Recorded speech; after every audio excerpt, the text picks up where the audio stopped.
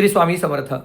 अनंत कोटी ब्रह्मांड नायक राजाधिराज योगीराज अक्कलकोट निवासी सद्गुरु श्री स्वामी समर्थ महाराज की जय. अवधूत चिंतन श्री गुरुदेव दत्त. श्री स्वामी समर्थ. सर्वांना माझा नमस्कार. तसेच नेहमीप्रमाणे सर्वांचे भक्तवत्सल या माझ्या यूट्यूब चॅनेलवर सहर्ष स्वागत आहे. आज हा व्हिडिओ विशेष कारणासाठी घेऊन आलेलो आहे. मनामध्ये अत्यंत आनंद आहे, कारण आपल्या सर्वांना ठाऊक आहे दिनांक 20 मार्च रोजी स्वामी महाराजांचा प्रकट दिन आहे. त्यानिमित्ताने स्वामी महाराजांची कोणती उपासना करावी, कशी करावी, पारायण कोणते करावे, कसे करावे, नियम काय आहेत, पारायण सेवा करणे शक्य नसेल तर नक्की कोणती उपासना करावी, असे असंख्य प्रश्न स्वामी भक्तांकडून विचारण्यात येत आहे. त्यामुळे या कारणासाठी मी हा व्हिडिओ घेऊन आलेलो आहे की लोकांपर्यंत योग्य माहिती पोचावी.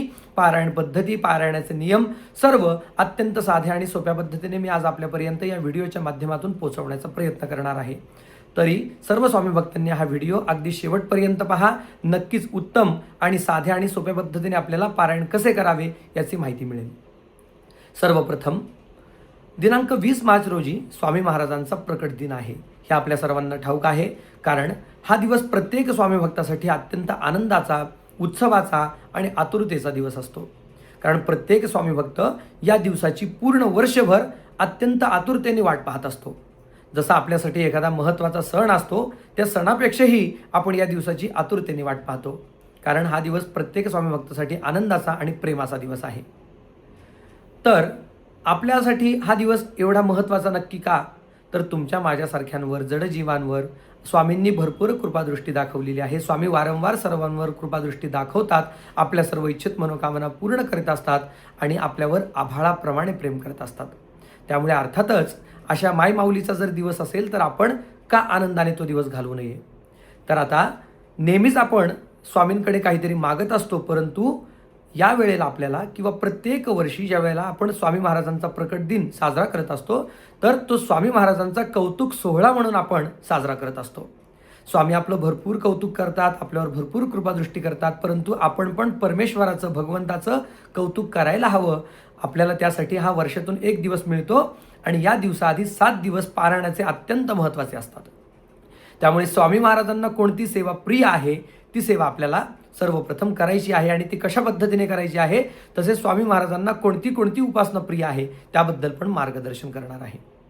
तर दिनांक 20 मार्च रोजी स्वामी महाराजांचा प्रकट दिन असल्यामुळे त्याआधी आपल्याला स्वामींचे पारायण करणे अत्यंत गरजेचे असते. कारण स्वामी महाराजांना सर्वात प्रिय कोणती उपासना आहे, तर ती साप्ताहिक पारायण सेवा स्वामी महाराजांना अत्यंत प्रिय आहे. मग स्वामी महाराजांचं पारायण करताना किती दिवसांचं करावं? तर सर्वांना शक्य असेल तर प्रामुख्याने 7 दिवसांचं करावं. म्हणजेच दिनांक 14 मार्च रोजी आपल्याला पारायण आरंभ करायचा आहे आणि दिनांक 20 मार्च रोजी म्हणजे स्वामी महाराजांच्या प्रकट दिनाच्या दिवशी पारायणाची समाप्ती करायची आहे. तसेच ज्यांना 7 दिवसांचे करणे शक्य नसेल तर ते 3 दिवसाचं पारायण सुद्धा करू शकतात. ज्यांना 3 दिवसांचे पारायण करणे शक्य असेल त्यांनी दिनांक 18 मार्च, दिनांक 19 मार्च आणि दिनांक 20 मार्च अशा पद्धतीने 3 दिवसांचं पारायण सुद्धा करू शकता. ज्या लोकांना 3 दिवसही शक्य नाही त्यांनी 1 दिवसांमध्ये पारायण केलं तरी चालेल. श्री स्वामी चरित्र सारामृत या ग्रंथाचं 1 दिवसामध्ये पण आपल्याला पारायण करता येतं. तर विशेषत्वाने कोणत्या ग्रंथाचं पारायण करावं? आता स्वामी चरित्र सारामृत हा ग्रंथ अत्यंत सोपा, साधा आणि प्रत्येक व्यक्तीला वाचन करण्यासाठी अत्यंत सुलभ आहे. परंतु या ग्रंथाचे आपण नेहमीच पारायण करतोच. जर शक्य असेल तर आपण गुरु लीलामृत या ग्रंथाचे पारायण करावे. या ग्रंथामध्ये सुद्धा 2 प्रकार आहेत. एक ग्रंथ 21 अध्यायांचा आहे आणि एक ग्रंथ त्यापेक्षाही मोठा आहे. परंतु मोठा ग्रंथ जो आहे तो वाचन करायला जरा अवघड जातो. ज्यांना शक्य असेल ते वाचन करू शकता, ज्यांना नाही शक्य ते 7 दिवसांचं जे आपलं पारायण होणार आहे त्याच्यामध्ये गुरु लीलामृत या ग्रंथाचे वाचन करू शकता. रोज 3-3 अध्याय आपण वाचू शकता, म्हणजे 7 दिवसांमध्ये आपले 21 अध्याय संपूर्ण होतात. तसेच गुरु लीलामृत ग्रंथ जर आपल्याला वाचन करणे शक्य नसेल तर आपण स्वामी चरित्र सारामृत या ग्रंथाचे पारायण नक्कीच करू शकता. 7 दिवसांचे आपण पारायण केलेले उत्तम. आता काही लोकांना सवय लागलेली आहे की प्रत्येक दिवशी त्या ग्रंथाचे पारायण करतात, परंतु आपण पारायण किती करतो याला महत्त्व नाही, तर पारायण कसे करतो याला महत्त्व आहे. त्यामुळे दिवसभरातून आपण फक्त 3च अध्याय वाचायचे आहेत. 3-3 अध्याय वाचन करून आपण 21 अध्यायांचं जे पारायण आहे हे साप्ताहिक म्हणजे 7 दिवसांच्या कालावधीमध्ये आपण संपन्न करू शकतो.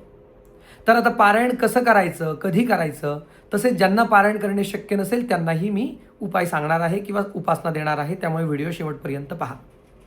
तर पारायण आरंभ करण्यापूर्वी आपल्याला नक्की कशा पद्धतीने करायचं आहे, तर दिनांक 14 मार्च रोजी सकाळी सर्वप्रथम लवकर उठून स्नान करून देवांची नित्यपूजा करायची आहे. त्यानंतर स्वामींना एका तांबणामध्ये वेगळं अभिषेकासाठी घ्यायचं आहे. स्वामींना अभिषेक करण्यापूर्वी आपल्याला आपली शरीराची शुद्धता गरजेची आहे. त्यामुळे सर्वप्रथम आपण स्वामी महाराजांचा एक माळ श्री स्वामी समर्थ या मंत्राचा जप करायचा आहे. आपलं आत्मशुद्धीकरण करून घ्यायचं आहे. कारण जर आपलं चित्त एकाग्र असेल तर सेवेचं संपूर्ण फळ आपल्याला प्राप्त होतं. तर आपण सर्वप्रथम स्वामींचा जप करावा आणि स्वामींना एका तांबणामध्ये काढून घ्यावे. स्वामी महाराजांना सर्वप्रथम गंगाजल घालावे. गंगाजल नसेल तर साधे जल अर्पण केले तरी चालेल. स्वामी महाराजांना दही, दूध, तूप, साखर, मध ह्या 5 वस्तूंना एकत्र करून पंचामृत बनवून त्यांना पंचामृताचं स्नान घालावं. पंचामृत शक्य नसेल तर नुसतं दुधाचं स्नान घातलं तरीही चालेल. स्वामी महाराजांना स्नान घालावं. स्वामी महाराजांना नवे वस्त्र धारण करावे. स्वामी महाराजांना गंध लावावं. तुळशी, बेल जे आपल्याला शक्य होईल ते अर्पण करावं.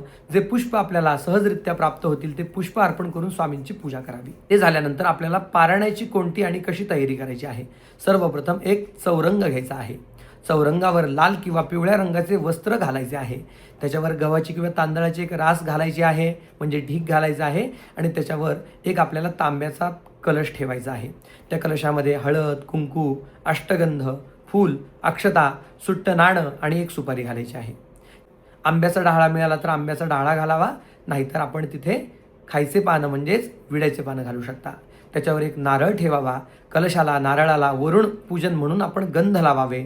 कारण पाणी आहे तर आपलं जीवन आहे आणि कोणत्याही सेवेमध्ये आपल्याला वरुण पूजन आणि गणेश पूजन करणं हे अत्यंत गरजेचं असतं. तसेच आपण तो कलश पूर्ण तयार करून ठेवावा. त्यानंतर आपण त्या चौरंगावर स्वामी महाराजांचा किंवा दत्त महाराजांचा एक सुंदर फोटो ठेवावा. फोटो असेल तर उत्तम, नसेल तरी काही अडचण नाही आहे. नंतर कलशाच्या डाव्या बाजूला म्हणजे आपल्या उजव्या बाजूला एक तांदळाचा थोडासा ढीग घालावा. त्याच्यावर गणपतीची मूर्ती किंवा सुपारी ठेवावी. शक्यतो सुपारीच ठेवावी. आणि का तिथे सुपारी ठेवावी तर ती गणेशाच्या नावाने सुपारी आपल्याला ठेवावी लागते. कारण कोणतेही कार्य करत असताना आपल्याला ते कार्य निर्विघ्नतापूर्वक संपन्न होण्यासाठी गणपती बाप्पांचं पूजन करणं गरजेचं असतं. त्यामुळे आपण काय करावं, आता आपली मांडणी झालेली आहे, म्हणजे महत्त्वाची मांडणी झालेली आहे. एक समई लावायची आहे, तुपाचा दिवा लावायचा आहे आणि आपण जो ग्रंथ वाचन करणार आहोत तो ग्रंथ घ्यायचा आहे. आता इथपर्यंत मांडणी पूर्ण झाली. आपल्याला आता काय करायचं आहे, पूजा आरंभ करण्यापूर्वी संकल्प करणं गरजेचं असतं. शास्त्रामध्ये म्हटलेलं आहे संकल्पात कार्य सिद्धये. आपण कोणतंही कार्य, उपासना, सेवा करत असू त्यापूर्वी संकल्प आपण आपल्या कुटुंबियांसाठी अवश्य करावा. प्रत्येकच वेळेला काहीतरी मागण्यासाठी किंवा काहीतरी मनामध्ये आपण इच्छाभाव ठेवूनच पारायण किंवा सेवा करावी असं नाही आहे. आपण स्वामींना सर्वसाधारण संकल्पामध्ये आपल्या इच्छित मनोकामना पूर्ण व्हाव्यात, कुटुंबियांचं रक्षण व्हावं, स्वामी महाराजांची सदैव कृपादृष्टी राहावी आणि आपल्या हातून कायमस्वरूपाने सेवा घडत राहावी यासाठी संकल्प करायचा आहे. संकल्पामध्ये हातामध्ये पाणी घ्यायचं आहे. आपल्या सर्व कुटुंबियांचं नाव घ्यायचे आहेत. आपल्या गोत्राचं उच्चारण करायचं आहे. गोत्र माहीत नसेल तर आपण तिथे काश्यप गोत्राचे उच्चारण करू शकता. नंतर हातामधील घेतलेले पाणी आपण तांबणामध्ये सोडून द्यायचे आहे आणि संकल्प झाल्यानंतर आरंभी आपल्याला गणपती बाप्पांचं पूजन करायचं आहे.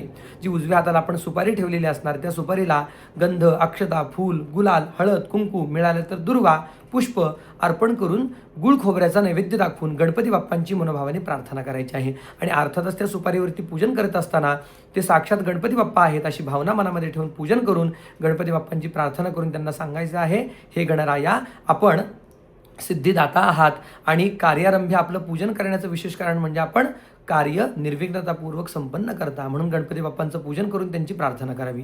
नंतर समोर ठेवलेला जो कलश असणार आहे त्या कलशाला वरुण देवता समजून त्याचं पूजन करावं. गंध, अक्षता, फूल, हळद, कुंकू यथायोग्य जे आपल्याला मिळेल ते अर्पण करून त्याला हार घालायचा आहे. कलशाला मागे स्वामी महाराजांचा फोटो असेल, फोटोला पण एक हार घालायचा आहे, गंध लावायचा आहे. त्यानंतर आपल्याला ग्रंथ पूजन करायचं आहे. आपण जो काही ग्रंथ स्वामींच्या पारायणाचा घेतलेला असेल त्या ग्रंथावरती सरस्वती पूजन म्हणून आपल्याला त्या ग्रंथाचं पूजन सांगितलेलं आहे. कारण बुद्धीची आणि वाणीची देवताच माता सरस्वती आहे. त्यामुळे सरस्वती मातेची कृपादृष्टी असेल तरच ग्रंथ पूर्णत्वाला जातो, हे कधीच विसरू नका. त्यामुळे पुस्तकरूपी सरस्वती म्हणजे अर्थातच तो ग्रंथ म्हणजे साक्षात सरस्वती माता आहे अशी कल्पना करून त्याच्यावर हळद, कुंकू, अक्षता, फूल अर्पण करून मनोभावाने सरस्वती मातेची प्रार्थना करावी. तसेच ग्रंथाला स्वामी महाराजांना साखरेचा किंवा जे यथाशक्ती गोड पदार्थ काय असेल त्याचा नैवेद्य दाखवावा. आणि पारायण आरंभ करताना आपल्याला चित्त एकाग्र होण्यासाठी एक माळ श्री स्वामी समर्थ या मंत्राचा अवश्य जप करायचा आहे. तसेच आपण तारक मंत्र म्हणू शकता, स्वामींची मानसपूजा म्हणू शकता. याने आपलं चित्त एकाग्र राहतं आणि स्वामी महाराजांची भरपूर कृपादृष्टी होते. त्यामुळे आपण काय करायचं आहे, अशा पद्धतीने पारायणापूर्वी पूजन आणि जप करायचा आहे. नंतर पारायण आरंभ करताना भक्तिभावाने, श्रद्धाभावाने, प्रेमभावाने समोर प्रत्यक्ष स्वामी बसलेले आहेत अशी कल्पना मनामध्ये ठेवून आपण सावकाश शांतचित्ताने पारायण करायचं आहे. त्या दिवशीचे पारायण आपण केले त्यानंतर ग्रंथ बंद करून ठेवायचा आहे आणि नंतर परत एक माळ श्री स्वामी समर्थ या मंत्राचा जप करायचा आहे. स्वामी महाराजांना आपण गोडधोड जे आपल्याला शक्य होईल त्याचा नैवेद्य दाखवावा आणि नंतर स्वामी महाराजांची महाआरती करावी. एक दिवसाची अशी सेवा आपली संपन्न होते. त्या दिवशी सायंकाळी आपण परत स्वामी महाराजांचं पंचोपचार पूजन करून त्यांची आरती करायची आहे. आरती करणे शक्य नसेल तर फक्त आपण श्री स्वामी समर्थ या मंत्राचा जप करायचा आहे. 7 दिवस आपल्याला अशाच पद्धतीने पारायण करायचं आहे. आणि स्वामी महाराजांचा जो प्रकट दिन आहे दिनांक 20 मार्च रोजी आपल्याला स्वामी महाराजांना परत स्नान घालायचं आहे, महाअभिषेक करायचा आहे. स्वामी महाराजांना पुरणपोळीचा नैवेद्य दाखवायचा आहे. स्वामी महाराजांना बेसन लाडू अत्यंत प्रिय आहेत त्याचा नैवेद्य दाखवायचा आहे. जे आपल्याला करणं शक्य होईल भक्तिभावाने, प्रेमाने स्वामींना अर्पण करायचे आहे. स्वामी महाराजांची महाआरती करायची आहे. शक्य असेल तर एखादं जोडपं आपण घरी बोलून त्यांना जेवण घालावं. लहान बाळ गोपाळ यांना बोलून जेवण घालावं. त्यांना वस्त्र किंवा गोडधोड काहीतरी आपण द्यावं आणि स्वामी महाराजांची प्रार्थना करून त्यांना आपण नमस्कार करावा. वस्त्रदान केल्याने आपल्यावर भरपूर स्वामी महाराजांची कृपादृष्टी होते आणि आपण त्यांचा पाहुणचार करून त्यांना आपण वाटं लावावं. तसेच आता या साप्ताहिक पारायणाच्या कालावधीमध्ये आपल्याला नक्की कोणत्या गोष्टीची काळजी घ्यायची आहे. एकतर पारायण करण्यापूर्वी रोज सकाळी उठून आपल्याला, पूर्वी कसं असायचं, घराच्या बाहेर सडा घातलेला असायचा. शेणाचा सडा असल्यानंतर घरामध्ये छान वातावरण आपल्याला प्राप्त व्हायचं. बाहेर रांगोळी असायची. परंतु आता आपल्याला शहरामध्ये फ्लॅट सिस्टीममध्ये एवढं शक्य होत नाही. तरी पण आपण रोज सकाळी उठून जो आपला उंबरा असणार आहे, हळद, गोमूत्र, गंगाजल एकत्र करून उंबऱ्यावरती त्याचं लेपन करायचं आहे किंवा नुसतं सडा शिंपडतो त्या पद्धतीने ते पाणी शिंपडायचं आहे. रांगोळी काढायची आहे. दाराबाहेर दिवा लावायचा आहे आणि मगच स्वामींची उपासना आरंभ करायची आहे. 7 दिवस आपली अशीच सेवा चालू ठेवायची आहे. या कालावधीमध्ये घरामध्ये आपण शुद्ध आहार घ्यायचा आहे. त्याचप्रमाणे घरातील कोणत्याही व्यक्तींना मांसाहार करू द्यायचा नाही आहे. घरामध्ये शुद्ध वातावरण असेल, आपलं मन पवित्र असेल, मनामध्ये जर आपल्या स्वामी नामाचा गजर असेल तर नक्कीच केलेली सेवा शीघ्रत्वाने पूर्णत्वाला जाते. आता ज्या लोकांना पारायण करणे शक्य नसेल ते पूर्ण 7 दिवस फक्त श्री स्वामी समर्थ या मंत्राचा यथाशक्ती जप करू शकता. तसेच शेवटच्या दिवशी आपण स्वामी महाराजांच्या मूर्तींवर यथाशक्ती स्नान, अभिषेक करावा. स्वामींना नैवेद्य दाखवावा. स्वामींची महाआरती करावी. शक्य असेल तर गरिबांना अन्नदान करावे आणि जवळ जर श्वान असतील तर श्वानांना पण आपण काहीतरी खायला द्यावे. कारण अर्थातच स्वामी महाराज हे प्रत्यक्ष दत्तावतार आहेत आणि दत्त महाराजांच्या बाजूला असलेले श्वान दुसरे कोण नसून साक्षात वेद आहेत. त्यामुळे श्वानांना जर आपण अन्न दिले तर स्वामी महाराज, दत्त महाराज आपल्यावर भरपूर कृपादृष्टी दाखवतात. या पारायणाच्या कालावधीमध्ये आपण मन शांत ठेवायचं आहे. चिडचिड करायची नाही, आरडून ओरडून बोलायचं नाही, मुलांना ओरडायचं नाही, कोणावरच आपण राग काढायचा नाही. शांत चित्ताने, प्रेमाने हे 7 दिवस आपल्याला आनंदाने घालवायचे आहेत आणि स्वामी महाराजांची यथाशक्ती सेवा करायची आहे. या कालावधीमध्ये स्वामींचं आपण नाम घ्या, भजन करा. जेवढे शक्य होईल तेवढे स्वामींचे स्तोत्र श्रवण करा. काहीच शक्य नाही, विशेष करून ज्यांना काहीच शक्य नसेल त्यांनी स्वामींची मानसपूजा अवश्य करावी. कारण स्वामी महाराजांना मानसपूजा अत्यंत प्रिय आहे. मानसपूजा म्हणजे या पूजेसाठी कोणत्याही भौतिक वस्तूंचं आवश्यकता किंवा भौतिक गोष्टींची आवश्यकता लागत नाही, कोणतेही साहित्य लागत नाही. याला फक्त आपलं शुद्ध मन लागतं. मनापासून आपण मानसपूजा केली तर स्वामी महाराज आपल्यावर भरपूर कृपादृष्टी दाखवतात आणि आपल्या सर्व इच्छित मनोकामना पूर्ण होतात. तर दिनांक 20 मार्च रोजी स्वामी महाराजांचा प्रकट दिन सोहळा आहे. हा दिवस अत्यंत आनंदाने, उत्साहाने आणि प्रेमाने साजरा करा. स्वामींचं भरपूर कौतुक करा आणि स्वामींची कृपादृष्टी आपल्यावर प्राप्त करून घ्या. सर्व स्वामी भक्तांना विनंती आहे, हा व्हिडिओ अनेक स्वामी भक्तांपर्यंत अवश्य पोहोचवा.